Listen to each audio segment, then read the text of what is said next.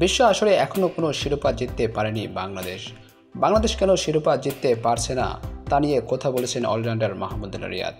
এ সময় এর কারণও ব্যাখ্যা করেন তিনি। বুধবার 5 জুন বাংলাদেশ ক্রিকেট বোর্ড বিসিবির ভেরিফাইড ফেসবুক পেজে প্রকাশিত এক ভিডিও বার্তায় তিনি এ বিষয়ে কথা বলেন।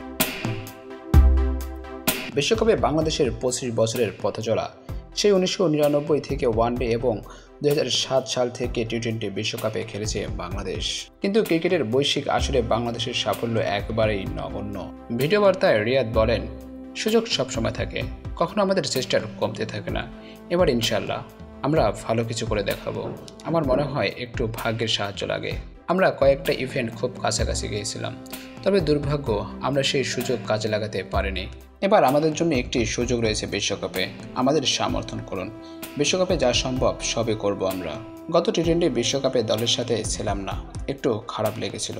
মনে হচ্ছিল দলে আমিও থাকতে পারতাম, কিন্তু কোনো খারাপ হয়নি। যাক, সে নিয়ে আমার কোনো আফসোস নেই।